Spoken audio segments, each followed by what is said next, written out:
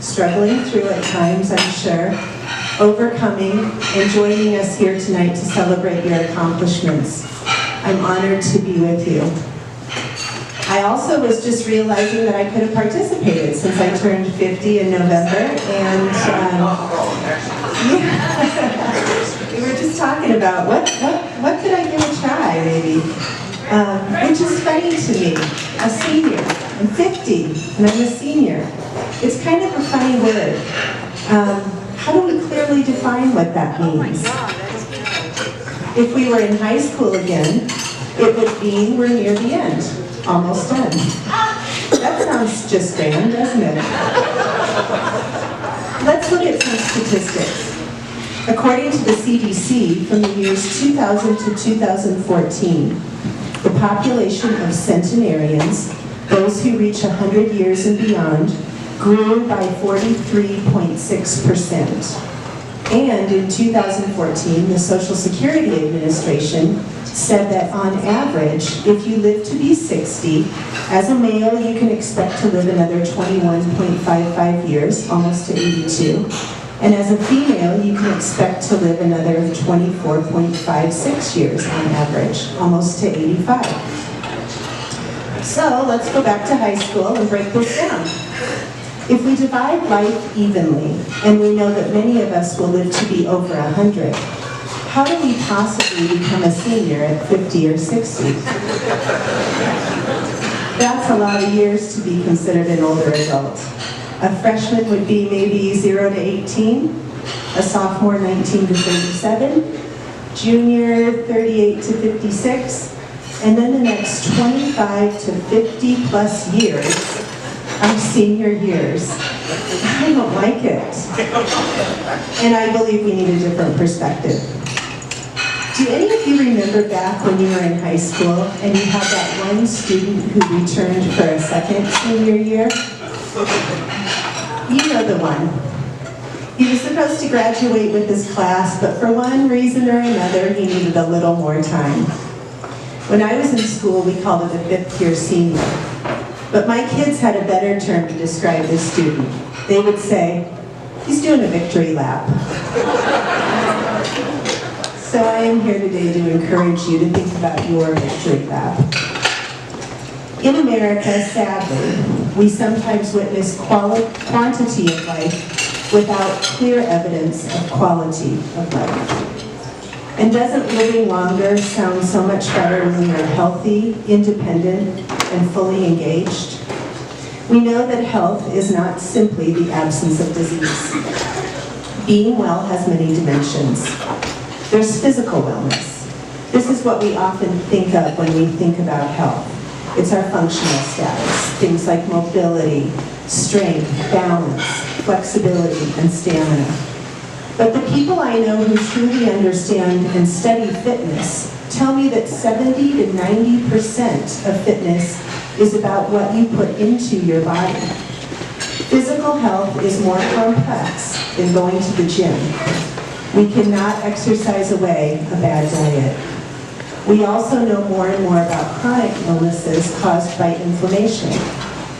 An anti-inflammatory diet and limiting our exposure to toxins are just a couple of ways to improve our physical wellness and prevent disease.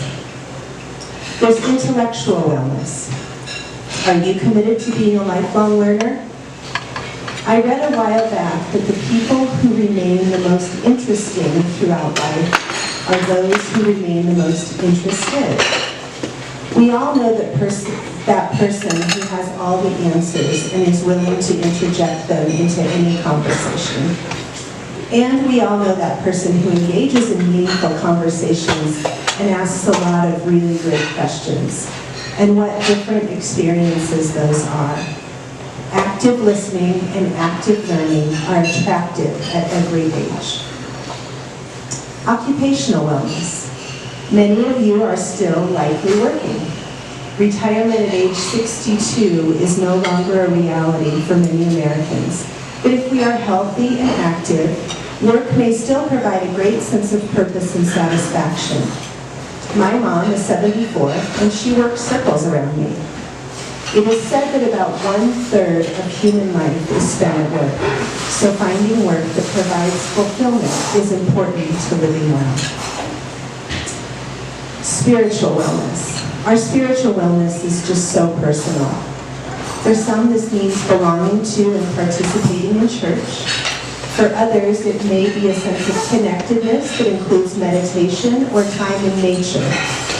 Whatever it is for you, it is important to set aside time to practice spirituality in a way that brings meaning to your life.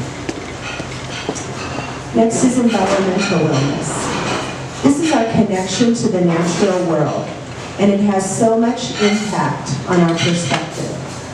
In his article, Our Unrealistic Views of Death Through a Doctor's Eyes, physician Craig Boron notes that at the beginning of the Civil War, approximately 80% of Americans lived in rural areas. But by 2010, 80% were in urban areas with only about 20% living rurally. He goes on to say, for most of us living with sidewalks and street lamps, death has become a rarely witnessed foreign event. The most up-close death my urban-raised children have experienced is the occasional walleye being reeled towards doom on a family fishing trip, or a neighborhood squirrel sentenced to death by firestone. The chicken most people eat comes in plastic wrap, not at the end of a swinging cleaver. The farmers I take care of aren't in any more of a hurry to die than my city-dwelling patients, but when death comes, they are familiar with it. They've seen it, smelled it, had it under their fingernails. A dying cow is not the same as a person nearing death, but living off the land strengthens one's understanding that all living creatures eventually die. So our understanding of a healthy ecosystem and connection to the natural world help us to have a more realistic expectation when it comes to our own lives. Emotional wellness. Emotional wellness has to do with our ability to manage our emotions, how we cope, handle stress, how well we know ourselves. I'm going to talk more about this one in a moment. Finally is social wellness. The Alive.com website says, a large body of research indicates that people who have more meaningful social relationships are healthier, happier, and even live longer. In other words, there seems to be a reason we feel the desire to care for our loved ones, belong to clubs and teams, and socialize with our friends.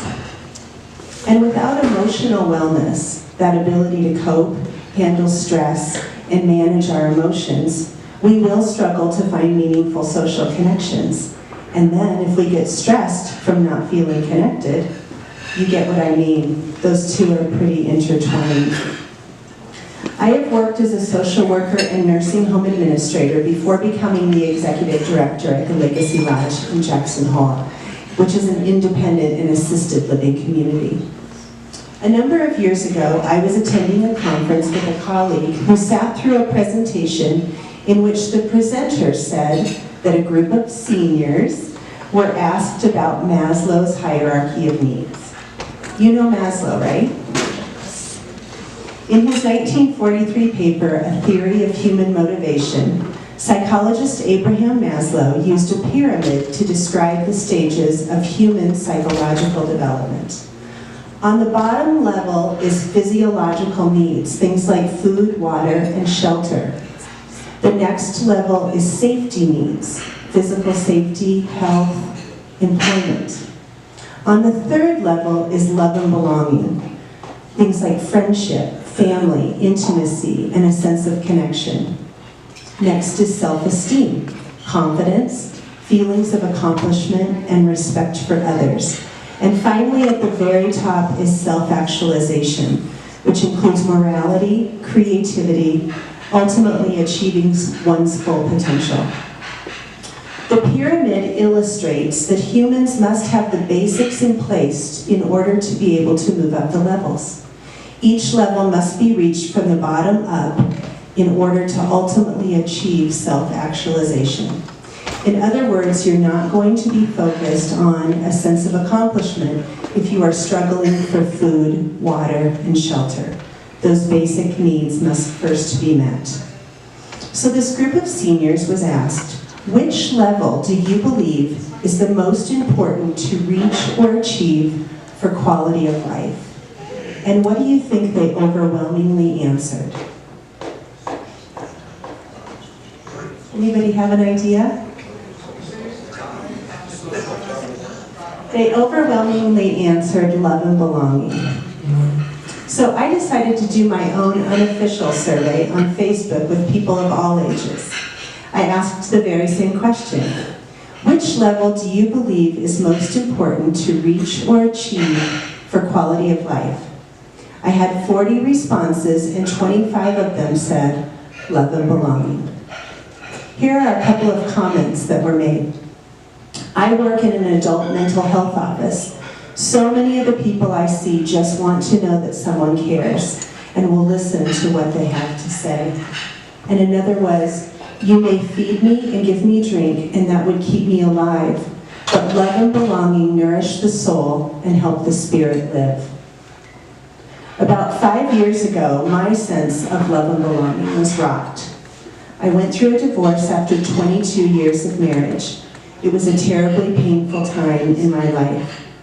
I am the biological mother of 2 grown children, the stepmother of 3, and Nini to 5, with number 6 on the way. I was a very busy young woman. I was a 24-year-old mother of 5, and believe me, mistakes were made.